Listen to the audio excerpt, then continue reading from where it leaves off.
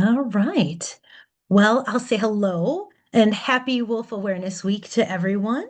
My name's Amy Mueller, and I'm on the wildlife team from the Sierra Club Wisconsin chapter, and I'm happy you could join us for this very special presentation. Today, in our Sierra Club themes, it's officially Wolf Country Wednesday, and we're delighted to co-host this evening event with our partners at the Timberwolf Alliance. Before we begin, I have just a couple quick housekeeping items. First, if you can, please stay muted so as to not disturb. We've got a big crowd here, so we'll try to keep everyone quiet. Second, there will be time for questions following the presentation. But ideally, what I'd like you to do is if you have a question, please drop it in the chat. We'll kind of look for patterns or themes. We're going to have limited time. So I'll be taking note of that and then asking the questions to Brian based on the time we have left. But we'll try to be ending this within the hour. And then if we do have additional questions following that, we'll see if we can get Brian to get us a few more answers after the fact if need be and share it out. And then lastly, we are recording this, so it will be available for sharing or reviewing on the Sierra Club Wisconsin chapter YouTube channel, and we'll be emailing out a link to that tomorrow as well. So it's also, before we begin, we have the privilege and responsibility to acknowledge the Indigenous people who have called this land home for generations. This acknowledgement demonstrates our strong commitment to collaborate and partner with the sovereign tribal nations located in Wisconsin. There are now 12 tribal nations that call this land home, 11 of which are federally recognized. No matter where you are in Wisconsin or in this country, you are on the ancestral land of a tribal nation. I'm joining you from the land of the Potawatomi in southeastern Wisconsin. The Sierra Club Wisconsin chapter reminds each of us to take this opportunity to learn about and appreciate the history of the land we are on and the great historical, present, and future contributions of the Indigenous people. And with that, now it's my pleasure to tell you about our presenter, Brian Roell. Brian holds a Bachelor's of Science degree in biology, ecology, a group science from Northern Michigan University, and a Master of Science degree in Biological Sciences from the University of Northern Colorado, where he studied the demography and spatial use of swift fox on the Pawnee National Grasslands. He has 27 years of experience as a Michigan Department of Natural Resource wildlife biologist, most of which was spent working with wolves. Yay! Currently, he is the Large Carnivore Specialist and serves as the state specialist for wolves, cougar, and lynx. His primary function is to conduct wolf management, monitoring, and research, and is considered an expert in depredation determination and the chemical immobilization of wildlife. Brian also continues to be involved in moose and fur bearer management and research, and is one of the 2 state experts for feral swine in Michigan. Because of his years of experience, he is considered the multi-tool of biologists and continues his duty as an area habitat biologist in the Upper Peninsula of Michigan. For those of us in Wisconsin, we would call him a Youper. On a personal note, I got to meet Brian at the Great Lakes Wolf Symposium last fall in Ashland, and I really appreciated his refreshingly candid approach to telling it like it is. And I know he's going to do that for us tonight. So I'm so grateful that he is sharing his time with us tonight and look forward to his stories and experiences.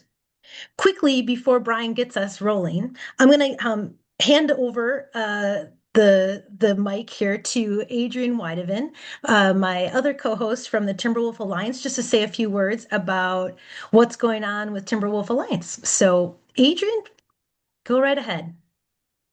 Thank you, Amy, and thank you for Sierra Club and co-hosting this event with us. So Timberwolf Alliance, as many of you know, we've been at Northland College since 1987 promoting sound science and education about wolves to promote wolf conservation. Northland College closed at the end of May but we do still have a Timberwolf Alliance. We just recently incorporated. We're still working on 501c3 incorporation for the Timberwolf Alliance and the Sigurd Olson Environmental Institute. So we're still hanging in there and we're still moving ahead. So and we're so pleased to be able to partner with Sierra Club to host Brian here, who's been a member of our advisory council for many years. I first met Brian on September 12th, 2001. And if many of you might remember, September 11th, 2001 was quite a remarkable day in this country where we were attacked in various places. And I was on the ground that day looking for a moose that we needed to replace the radio collar on, a moose that had come in from Michigan. And Brian and Dean Beyer were going to come over to recapture her. And we did that on September 12th. And it was the most incredible day I had in the field, helping capture this cow moose and replacing a radio collar. And that was my first introduction to Brian. And I was really impressed. And I'm sure you're going to all be very impressed by the presentation he's going to give us here tonight. Thank you.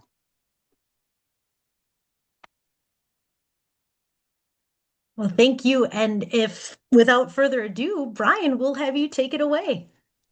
Well, thank you very much. You have a better memory. And I do remember that moose, though, Adrian, but I sure couldn't put a date to it. So I want to thank everybody for joining me this evening. Amy had a pretty ambitious wish list for me to talk about today. So unfortunately, I can't go into depth on very far on many of these topics, but I'll try to keep us into the time frame. So let's see here, how to advance this. So today I'm going to talk about livestock and pet depredation. That was one of the things she really wanted me to talk about. And then kind of what we're doing for counting wolves and what we're seeing for kind of criticisms on that wolf count. And then I'm going to depart a little bit and really kind of talk about the role of science in wildlife management. I think this is a critical topic that needs to be brought up. And I'm sure many of you face these same issues, whether it's wolves or deer or whatever it is. But I'm going to use wolves and deer as kind of that example as I move through towards the end of my presentation this evening. So one of the things that she really wanted to wonder about is why does Michigan have so far fewer depredations than Wisconsin? And this kind of really points it out. It's really farm density. We just don't have a lot of farms in the Upper Peninsula compared to Wisconsin. And so I actually found some statistics in Wisconsin. We do not have 3.2 million head of cattle in the Upper Peninsula. Now, if wolves do ever recolonize the northern lower peninsula, I think we may see depredations and conflicts much higher than we typically do, but that's really what's going on. And whoops, and what I really kind of was digging into, unfortunately, since the US government is closed, a lot of their statistical stuff that I was looking for, I can't get to, but I did find this map, although it's a little dated, but it really just represents the number of cattle. And when you look at Wisconsin compared to the Upper Peninsula, our real farming community is Menominee County, which is, right, I don't know if you can see my cursor or not, but right directly north of Door County in Wisconsin.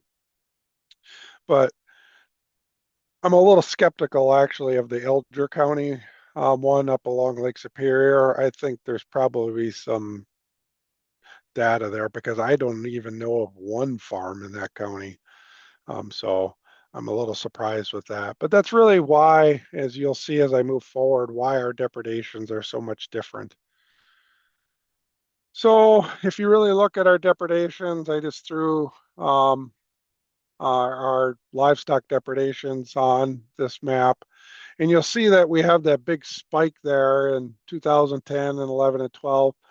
But when we really look at this, and I think this is kind of holds true for a lot of the states where we do have wolf conflicts, is that it's generally certain farms that are causing the problem. So in my case, we have two farms that have been problem farms over the years.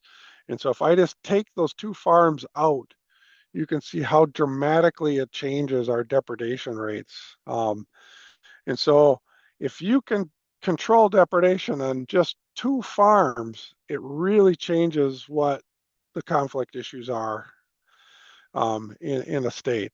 And so it's really just packs that are really causing your problem. So if you really look at that correlation of number of wolves to the number of livestock depredations, at least in Michigan, there's just no correlation to that. So by lowering wolf numbers, you would not expect that to lower depredation in any form, is basically what I'm saying there.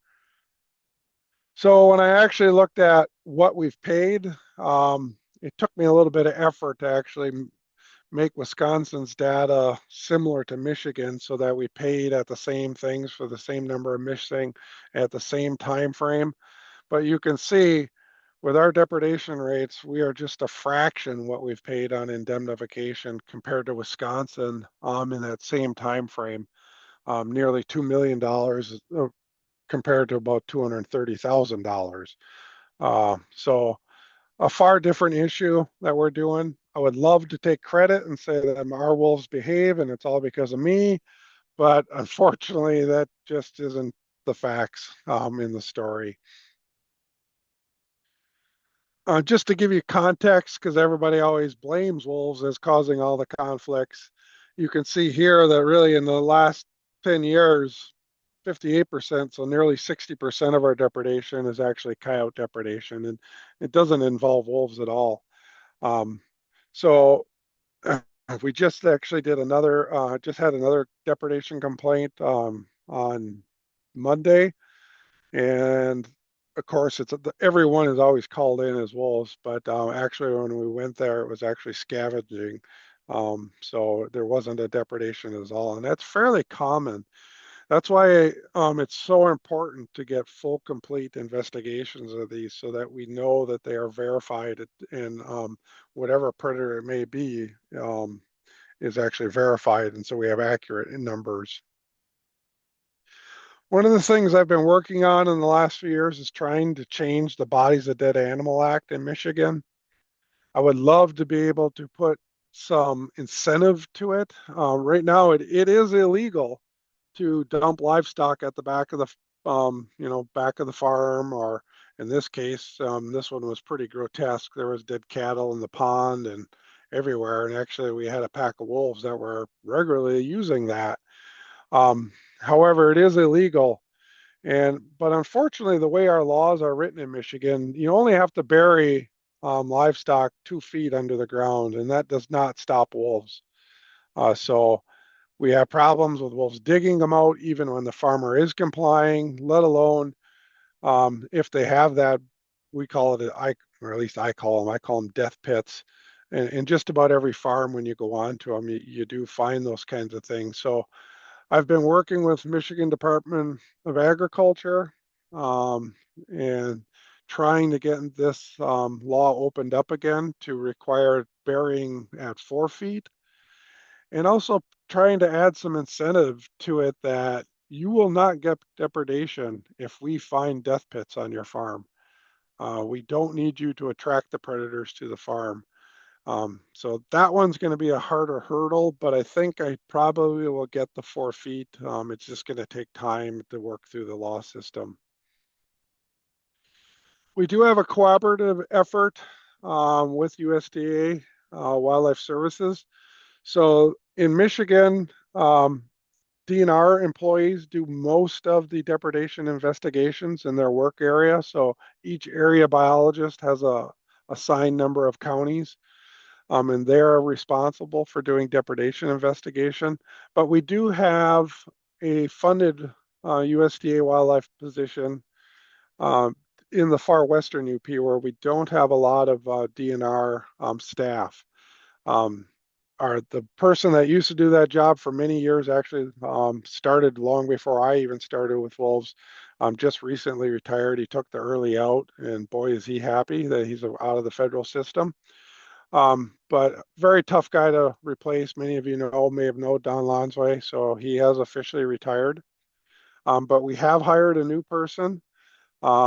They were scheduled to start November 1st. That may get pushed back depending on what happens with the federal government. But this position is a little bit different than what you would traditionally think. They actually help us, and they do DNR work as well. So not only do they help us with track survey, depredations, non-lethal, and lethal control, they also do research trapping for us. Um, and now in the future, they will be changing trail camera cards and monitoring many, as you'll see when I get to how we count wolves, the thousands of trail cameras and help go through photos as well. We do have, for many years, we had a demonstration grant that allowed us to put fences on farms. It actually allowed us to place 31 donkeys and do 17 fencing projects over the years. We haven't had this grant for about 5 years. It did get me in trouble with the state of Michigan because I was not going out on bids on donkeys. So there was a little bit of problem. I did get a spending violation, which our uh, bean counters down in Lansing thought was hilarious because they kept saying that Brian was buying ass on state money. And I guess they don't have much to think about. All they get to do is juggle dollars. So they thought it was hilarious. But I did get my hand slapped for the donkey thing. Who knew we had to get bids on donkeys? Not a lot of donkey vendors out there either. But we did replace that grant with funding that's actually in my budget. And so I have money in my budget where we can do the same sorts of things. And we've been getting kind of creative. Yeah, fencing projects are good, but they're expensive. But we've been trying a whole lot of different non-lethal things with some quite good success, and even some very cheap things. You can see just the regular little AM/FM radio. We've bought a number of those. You can stick them in a Ziploc bag and hang them on a fence, and the batteries go for a long time. And so we've had success with those. We got different noise makers, motion and heat sinking sprinklers for smaller areas, fox lights, and all these different kinds of things that we've been trying. In a lot of cases, have been very, very successful at deterring this. We also have 2 employees. Unfortunately, they are furloughed right now. That their whole job is looking at non-lethal techniques to abate and mitigate wolf problems. And so we've been very successful. At one point, we had up to 22 farms enrolled in that program. And of those 22 farms, none of them had wolf depredation. So even if I think some of those things that I showed you may not be all that effective, but if the farmer is going out there and moving lights around, changing batteries, moving the radio around, putting up trail cameras, all those kinds of things, I think just that extra activity around that perimeter of that farm goes a long way and helps as well. When we get to dog conflicts, I just have a few slides of this, but really our big issue there, the takeaway from this slide is about 75% of the dogs that are killed are some kind of hound, and most of those are bear hounds. We do not have a problem, at least a knock on wood, with bird hunting dogs. Most of those dogs are fairly close to the hunter. They got bells and beepers on. Hunters are talking, those kinds of things. So we really just haven't had a lot of issues with those. Unfortunately, there are some pet dogs, just kind of wrong place, wrong time kind of scenarios. In our state, we do not provide compensation for dog depredations. However, they do seem to be highly newsworthy when they do occur. And I'll talk a little bit more about that. We do have an interactive dashboard that lets folks see where dog conflicts are. And that's something I can update very easily. So it was one of the things that I really asked you when I took over this position was I need some way of getting our website updated rapidly, because before it used to take weeks for me to get a depredation onto our webpage. So having this dashboard, I can literally do it in about 5 minutes. And as soon as it updates again, that data is on there. And so it's very interactive. You can move a slider. You can click on the dots on the map. They're not exact locations, but they are fairly close to where the depredations occurred. Because we do see a pattern. If you do have wolves that do kill dogs in 1 year, we have seen wolves in that same pack tend to will kill another dog. Most of the time, it's competition kind of things, and like I said, I'll talk about that in this next slide here. So we actually looked at this. As part of a paper. We wanted to know, why is it so different in Wisconsin and Michigan? We both have baiting of bears, but we really felt after looking at this that it's the length of time that the bait is out there. So I made this kind of rudimentary slide. So the dark blue is when it's legal to bait in Wisconsin and when it's legal to bait in Michigan. And you can see there's nearly 100 more days in Wisconsin where you can bait. The white is actually when bears are sleeping. So basically, um, except for a very few days towards in the fall in Wisconsin, there's no time that a bear is not able to find human food. And so we really felt and really looked into this. And I think what is happening is, particularly where the start dates, actually the start dates, I use Michigan Upper Peninsula denning data, so it may be a little bit different from Wisconsin because I didn't have Wisconsin data. But it's probably fairly similar, particularly in northern Wisconsin. So what I think is occurring is that you have this, the amounts of food are unlimited, and wolves are opportunistic, so they will enjoy gummy bears and donuts and pie filling, everything. And with Michigan, you can't use chocolate anymore, so the poor bear or wolves and bears don't get chocolate anymore. I know they're really disappointed, but it's for their own good. And I'm kind of amazed that we don't have diabetic bears with the refined sugar that we see out at these sites, and so it's day old donuts, it's granola, it's dog food, it's pie filling, you name it, cookies, everything you can imagine. So interestingly, in Wisconsin, that baiting time starts at about the same time when pups are born. And so if you have this reoccurring food source, wolves in their territory are going to start to protect it. They're going to be like, boy, look at this. We don't even have to chase anything. Here's food. It shows up every few days. And now you bring in this hound, because they use these baits often as what they call strike baits. And they will then bring in hounds and run the bears off of those baits. And so most of the time, it's probably a territorial thing that you're seeing. It's not that wolves are using dogs for food.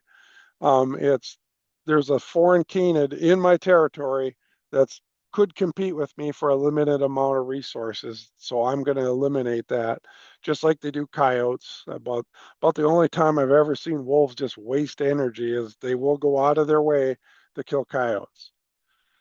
Some folks have said, well, because Michigan doesn't pay for dogs, we might be getting a smaller reporting rate. However, I would argue that anytime a dog is killed, whether it's a pet or a hunting dog, it is widely spread over social media. It often makes the local news.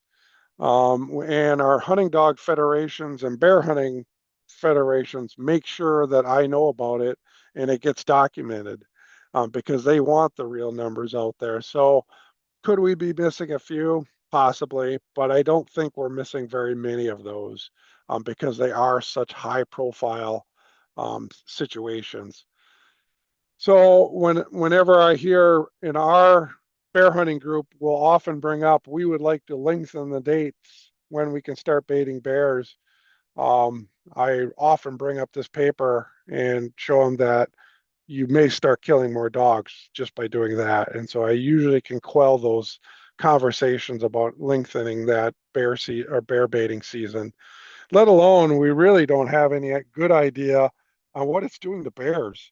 I've seen some other research in Wisconsin where about 70% of some of the bears' diet was made up of human source food, which probably could be increasing carrying capacity for bears in certain situations. We are sitting on a big data set where we could do stable isotope study on bear diet. We just haven't had the funding yet to run that through Michigan to see what we do. However, because I still am an area biologist, I will caveat, it's not like I'm seeing a bunch of tooth decay in bears either. So I don't know how they're handling that amount of sugar. But they seem to be doing it, and certainly our bear population in Michigan is not hurting at this time. Okay, so I've lost my cursor. Good, the return key works. So when you look at our population estimates, we always say it's a minimum population estimate. And that just saying that minimum population estimate kind of triggers some of our, particularly our sporting groups, is that they say, well, why don't you tell us the maximum number? And I'm like, well, because we don't know what the maximum number is. I do know what the minimum number is. And you will notice in this slide that up until 2007, there wasn't any error bars on there. So the reason that is because we were doing complete counts of the state of the Upper Peninsula, and we didn't have to have error bars because it was a complete count, but that was becoming too time consuming. And so we also would sit down with Adrian and other folks, Jane at the time too, and we would make sure we weren't double counting packs that are using both states. So we would kind of flip a coin and decide where the most of them were hanging out, either in Wisconsin or Michigan. But after 2007, we went to a sampling scheme. And so that's why there's error bars. And I'll talk a little bit more about that sampling scheme. But basically, since 2014, our wolves have just stabilized and just a flat line. Basically, what it's saying is that our wolves have reached their carrying capacity. All the suitable wolf habitat in the Upper Peninsula already has wolves in it. In fact, I think some of the subpar habitat has wolves in it as well. It was kind of the last place that they wanted to colonize. So our track survey is an intensive and extensive search. So intensive, very time consuming, very expensive. Extensive, it's wide ranging. So even now when we do it, we are covering about 60% of the Upper Peninsula, and the Upper Peninsula is divided into 21 plots or units, and those are randomly picked based out of their stratification. We are scheduled to do one more track survey this upcoming winter. And the reason we do it in the winter is obviously, I'm sure it's obvious to many of you folks, is because that's when you can see the tracks the easiest. And so what you end up having really is, if you look at this slide, so the numbers represent the low point when we actually counted them, so midwinter. And then of course they're going to have pups and those kinds of things, so that by summer you're going to have that population jump up. But then as mortality rates occur with your adults and with your pups, you're going to come back down to the low point, which why we call it the minimum. And that's the number we know. We don't know where that up, we can guess, but obviously as a biologist and scientist, we don't like to say that we're guessing what the number is. We want to stick with what we know. So, however, because of this pressure, we started to look at other options so that we could get away from that minimum number. So what we did is we did a feasibility study, and we actually did two different occupancy models. So you can do an occupancy model by looking at presence absence of wolves by driving certain routes. And we tried to drive each of those cells with roads that were selected in there at least 3 times during the winter. And all you had to do was say, there are wolves here or there are not wolves here on this road. And then how many you think there are. We found that that was even more time consuming to do because it involved a lot of snowmobile work as well. And actually I calculated in there, and I only ran like the the western half of that slide you see there, all those hexagons. And I had 9 hours of loading and unloading a snowmobile during the winter. So we just found out that that just is not going to be doable, um, let alone the time to drive all those and all those snowmobile stuff. So we started looking at another occupancy model as well, using trail cameras. So we put 5 cameras in those cells. This is the same area where we did our normal track survey. We had that test occupancy model I said with the presence absence, and then we had a camera on top of that. So we put out all those cameras, and what we found was that it worked really well. We got lots of pictures of wolves. In fact, we got 4,000 plus pictures of wolves, and we got 40,000 pictures of deer. But then we also got lots of pictures of other wildlife.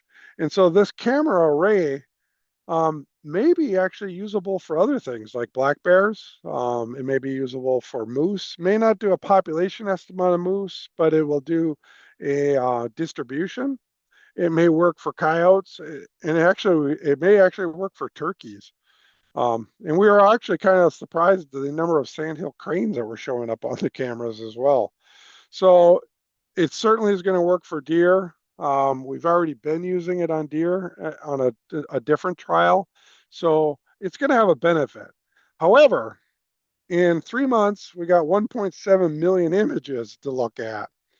And so that's where the bottleneck is with this whole thing. And so we then scaled it up to the first year, so 2023, we scaled it up to over 1,200 cameras. This year, we actually are up over 1,300 cameras as we're filling in holes across the Upper Peninsula, except that yielded about 6 million images to classify. And so that's where we're using artificial intelligence and some programming to actually help us. So the first thing it does is it strips out all the people and the vehicles and the leaves blowing and the branches waving in front of the camera so that we can get it down to a manageable number. But that still is a very big number. But then it gives a percentage. So each of those animals you see in there, you might not be able to see it in there, but it actually tells you for the deer, it says, it's like 99% sure that that's a deer. And we're like, well, that's pretty good. And on the wolf, it's 97% sure that that's a wolf. The bears, it's real 99, 98% that those are bears. So it does a really good job with deer, does a great job with bears, has a little trouble with horses and moose, but it'll learn. But when you get the wolves, it has a little more trouble with wolves and coyotes and those kinds of things. So I'll talk a little bit more about that. But when we hear that common theory of like the wolves have eaten all the deer, there's no more deer in there, I can tell you that we got nearly 1 million pictures of deer on these cameras as well. So there are some deer still hanging out in the UP despite a healthy wolf population. So right now, one of the things I'm doing is I'm actually training the artificial intelligence to help it get better at identifying animals. And so this is just an example I pulled. So as you can see there, you look at that and what the AI is saying that there's 4 wolves in that picture. But if you can look closely, depending on what kind of screen you're looking at, and you look at the far wolf in the back, either that wolf is some kind of genetic aberration and has 2 heads, or there are 2 wolves there. So those are the kinds of things that I have to then go through and then say, wait a minute, there are 5 wolves there, and tell the AI that, no, we don't have 2-headed wolves. Another example, and this is kind of even maybe a better example, is this image. It says there are 3 wolves there. However, my job is to say, can I identify that animal behind the animal there where you just see the ears and maybe some legs there? Now, common sense would tell you that there's 3 wolves there. You don't have 2 wolves or really an adult wolf and what looks like a pup and another pup hanging out. But can I actually identify that animal by the ears? If I just had to look at the ears on that, they look kind of like coyote ears.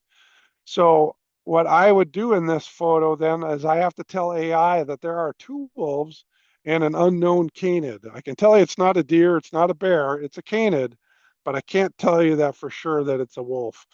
And so And you have to be very uniform as we're doing this because we're trying to make the AI stronger so that it doesn't misrepresent what's actually being seen in those cameras. And so occasionally you find logs and rocks that it's calling an animal and those kinds of things. But that's kind of the stuff we're working on right now, is training that AI. And I only have 15,000 images to go through for wolves and coyotes. So I'll get on that as soon as I can. All right, I'm going to shift gears a little bit, kind of jump away from wolves a little bit, but it's still kind of, sticks in that theme of what's really going on with wolves. And it's that myth over science, or what I call myths over facts. Those terms of alternative facts drive me crazy. Sometimes I call it the Little Red Riding Hood syndrome. Um, so, but that's what we're seeing. So when you really see science and what it does in developing a policy for wildlife management, it's really misrepresented of what it can do. And really, all science can do is provide you useful information on a consequence. Um, and that's the important thing to remember. It cannot prescribe an outcome, and it does have uncertainty. It can eliminate that. But what it does tell you is that uncertainty small and of little concern, or is it large and pose a considerable risk? So if we're saying whatever, we're going to hunt species X and you're going to use XYZ, and we know the mortality and survival rates, we can tell you what what the outcome might be and what's our uncertainty and those kinds of things. Unfortunately, with my job, I'm constantly telling people you're wrong. And that's where folks trying to get upset with me. My job is not to take sides in this issue. I just present you the facts and the science. Whether the science or the facts hurt me or help me, I just stick to those. I've done that my whole career. I don't know if it's really gotten me any favor with some groups, but um, they do know that I'm going to tell you the truth, and whatever it might be. And so, what refutes science? These are one of those pet peeves that I often see, and it's better science. So when I see someone say, just trust the science, that kind of goes away from being a scientist.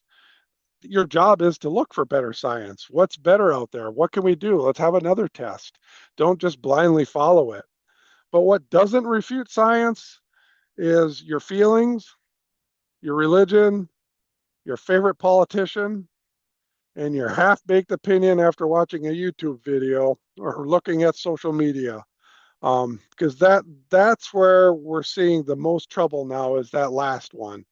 Um, and unfortunately, a lot of those things are taken as facts.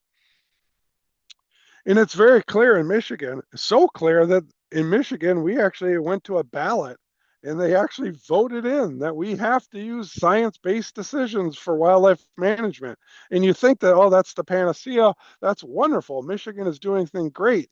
It's called Proposal G. It created our Natural Resources Commission, which is the governor-appointed body that regulates all the method and manner of take of game species in Michigan.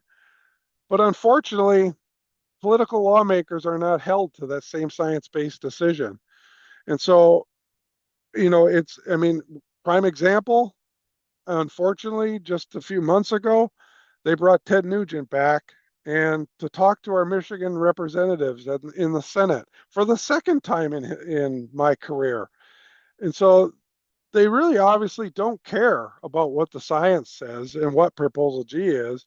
If it doesn't fit their paradigm, it's just not worth bringing forward.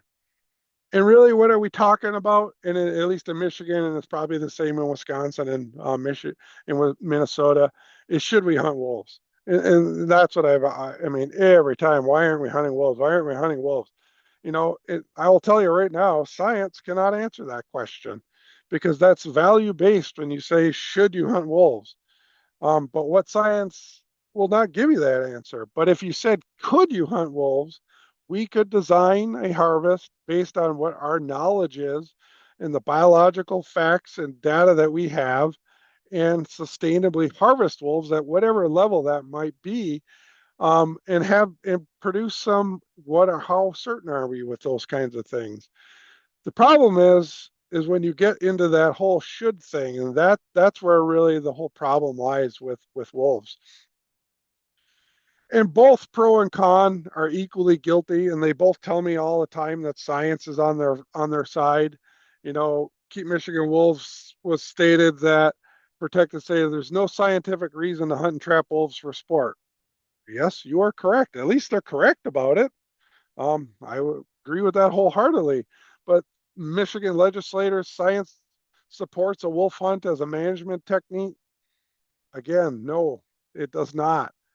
Um, but this is the kind of stuff that we are dealing with all the time, whether it's hunting wolves, whether it's deer, whether it's livestock damage, all those different things.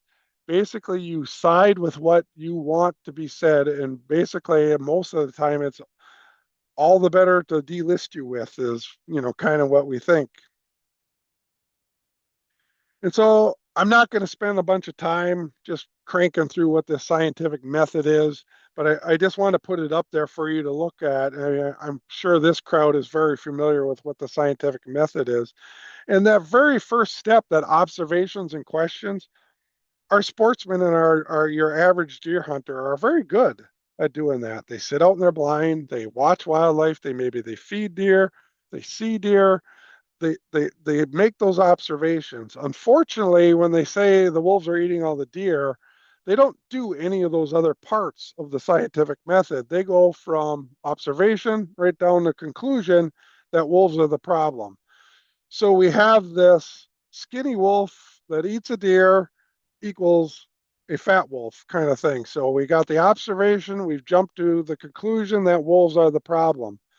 Again, nobody taking into any consideration what other things might be going on with wolves in the Upper Peninsula or in Wisconsin or in Minnesota, because it's the same kind of stuff. So yes, wolves are part of what shapes deer herds in Michigan, but so are other predators, so are the habitat quality, so is our nationwide decline in hunting.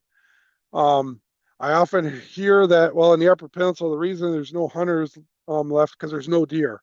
Well, we're seeing the same decline in the Lower Peninsula, and there's no wolves. So really, no argument there.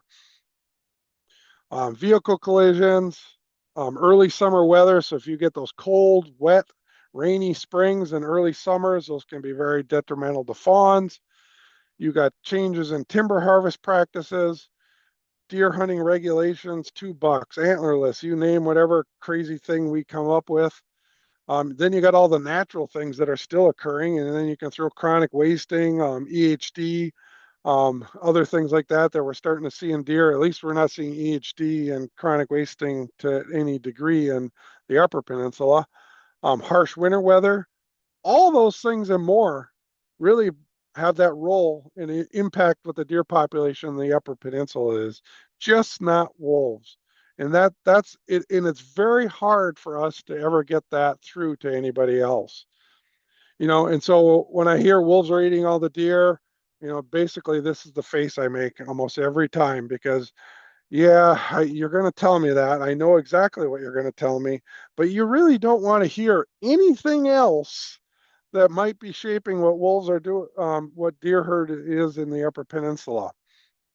And so it's such an important topic that we, the Michigan DNR, along with many other cooperators, um, actually funded a 12-year study across 3 different snowfall zones. So we did low snowfall, medium snowfall, high snowfall, 3 years of research in each of those snowfall zones with a year of writing in between. So really 12 years of research across there, looking at winter weather, habitat, predation, deer survival, funded by a hunting pro group, Safari Club International. At the time, they said it's some of the best research they've ever funded. This research produced 49 publications to date, produced 5 PhD students and 4 master's students. So we have a really good idea what's impacting deer, and how to answer that wolf thing. And so really, everybody always said, well, really, if it's not wolves, what is it? So I bring this slide up, and this is our winter weather. And just looking at this from 1980 to 2025, you can see that there's a change. And those numbers on the peak of those are when there's more than 90 days of 12 inches of snow on the ground. And that's when we say that's a severe winter for deer. And so you can see everybody always tells me that the UP has always had harsh winter. And that is true. That's 100% true, but it's the frequency that has changed. And so, since 1996, the Upper Peninsula has experienced 3 times as many severe winters, along with 3 instances of back-to-back and 2 instances of 3 consecutive winters. So since 2013, 62% of the winters have been severe. And if you break it down even in 20-year blocks, you can see there's a big difference between 86 to 2006, 20% of the winters being severe, as versus 2006 to 25, 50% of the winters being severe. And so folks will say, well, then what's causing that? And we live right next door to the biggest snowmaking machine there is in the world. And it's getting warmer and it doesn't freeze like it used to. So it produces a lot of snow. Even this year alone, it's 5 degrees warmer than normal. And so it is going to dump a lot of snow onto the Upper Peninsula. So this graph really kind of, to me, when I first look at it, it really says the whole story in a nutshell. So the dots on top are the wolf population. And as we've already talked about, it's pretty stable, not really changing anymore. I use buck harvest because we don't have a deer population, but it's a pretty good surrogate for what's going on with our deer population. So if you have a wolf population that is stable, not changing, and you have a deer harvest or deer population that's gone up and then gone down and then recovered and went up again, something else is driving that, not wolves. And then you throw in, if you remember that just the previous slide, you throw in those harsh winters. Right there's the first time that there was 3 winters in a row, and you see what it did to the population. It dropped the population. The second time that there was 3 winters in a row, it dropped the population. So it's very evident what's going on, that our climate is affecting our deer abundance in the Upper Peninsula. Wolves are part of the pie, just not the whole pie. And this, and I give this talk and those kinds of figures to folks, and I've had people on our advisory committee say, Brian, that's some really good stuff, but I don't believe you. And I would love to say this right back to them, but I can't, obviously, but in this crowd, I think I can get away with it. However, as I've been hitting on all this science, management decisions are rarely based on that science alone. And I alluded to that value statement. So there's lots of different values out there. It's not always the hook and bullet crowd that always gets the way they want. So we have to take into consideration of all Michigan residents. And so really, where do we fall? We kind of fall in the middle there. So you have that ecological element, you have that social and economic element, and you have that political element. And really, the job of the NRC, I'll tell you right now, is not an easy job, because they have to juggle all those things. And then somewhere in that middle is where we make those management wildlife decisions. The one thing I just want to kind of leave you with is that I started looking at, is social media making people meaner? And I'm going to kind of just jump into these. And I highlighted the kind of the gist of, so I looked at science and literature. So definitely rudeness is becoming a new normal. A lot of researchers think it's a lack of eye contact. Social media correlates to higher rates of irritability. It's become expressing outrage online gets more likes. I liken this to, I remember in grade school, you used to get a gold star on your paper for doing good. Now, I guess the gold star is getting more likes. The virtual anonymity, and then I think this really kind of says it. This was an author who wrote a book, but he says people feel that they have to share their opinion on everything, everywhere, all the time, even if they're backed up by scant knowledge. And that really hit it in a nutshell. But what am I seeing? I picked out some kind of choice talks, and all these are about me, that I lie, I'm full of crap, I'm a failure, a moron, I'm incompetent, a total disgrace. This one, they picked out when I was on the public television station. We have a program called Ask the DNR. Um, I'm even Hitler to some people. And so, it would be far easier for me to just say, oh, yeah, you're right. Wolves are eating all the deer. But again, that's not the fact. That's not the science. And what have I learned in 27 years? Uh, this is what happens to people. This is what wolves do to people, and on both sides. So, and I think this kind of really kind of sums up a statement about wolves. And I'll let you read it for yourselves, but it is the people that are the loudest and spew the negative get perceived as telling the truth. And with that, I know I only have a few more minutes, but I'll take any questions that I can get in the last few minutes. Wow. Well, thank you, Brian. I appreciate that. And I know everybody was reacting to this, and this is great. Thank you. I know I gave you a tall order of different topics to hit on, and I think you did it very well. So, early on, not to go back to a potentially sore subject, but around donkeys, can you talk about why you would have been sourcing donkeys from the DNR? Well, I was using them for depredation. They don't like canids, so they can be really aggressive towards dogs and other things. And so we were sourcing donkeys and putting them on farms with depredation issues. And we learned a few things about one, what kind of donkeys.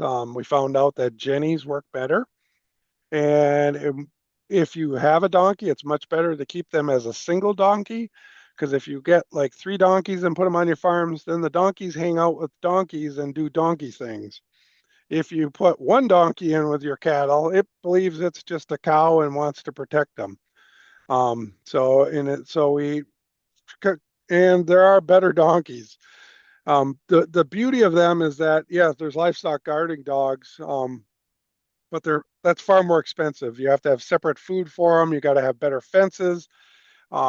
You got vet bills and all those other things. With a donkey, it eats the same thing that the cattle are eating.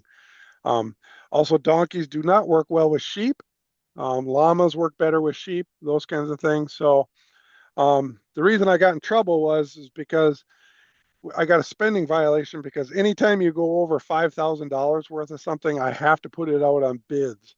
And even though I was buying basically a donkey at a time, it started adding up and our bean counters caught me. Okay. Yeah, no. I think our Wisconsin DNR is also looking at potentially trying to deploy some donkeys as well. So it's good to hear what you've been doing and the things you've learned. So yeah, I hope that that can help, be a deterrent as Yep. we're, trying to find those creative solutions. Um, Another question that kind of came up, you were talking about, and I loved seeing that slide where you overlaid the buck population with those winters and things like that. There was a question in the chat if the wolves population, you should still showed a relatively stable population, but wondering about how they would do during a harsh winter. Uh, it actually, it in some cases, harsh winters can actually be better for wolves because the deer are more vulnerable. So in 24, where we had basically a non-existent winter, and I'm sure you had the same thing in Wisconsin. We found that our wolves were super skinny. I felt that the population went down as well because when we were trapping wolves and doing research, our wolves were hungry. And surprisingly, we didn't see an uptick in depredation, but we did see them using alternative food sources, such as like blueberries and other things like that. That typically you don't view them as doing those kinds of things. So a harsh winter, at least when you start getting three in a row, that can be hard too. Um, and it really depends on what the snow does too. So if the snow stays fluffy and it's cold, it's bad for the wolves too. They can't move through it very either. But the deer pack the trails in the deer wintering complexes, and those allow the wolves to move through there as well. So Deer, and obviously when we've done that research, we found that nearly 50% of the deer that the wolves are killing in the winter, and most of the killing happens in March and April and May when the deer are at their weakest point. We found that it was actually like 45%. Don't quote me on the number, but 45% of those deer that they killed, their bone marrow was so far gone that they were just dead deer walking. They were not going to recover. No, that makes sense. That makes sense. Going back to the population of work that you're doing, I know a lot of department agencies around the country are kind of watching what you're doing with a curiosity to see if that could help somewhat climate proof winter tracking. And I know, here too in Wisconsin, we've struggled with consistent snow in previous years of late. Um, are you having grad students help you with some of that AI stuff? Are you having citizens? There's a question around like, It, yeah, citizens getting involved. most of it is right now. It's a pilot project that we've done a contract through MSU, so we have some master's students working on it. However, they aren't doing a lot of the classification. So that takes a little bit more. I mean, yeah, they can tell what a deer is or a bear, but when it Mhm. gets down to wolves and coyotes, that's basically a few biologists that are doing that. It's one of those things I kind of do on the side, and I've found that it's better for me to just do like maybe an hour of it and then stop because you start to get complacent and forget about the rules and whether I got to put unknown or if it's a canid or.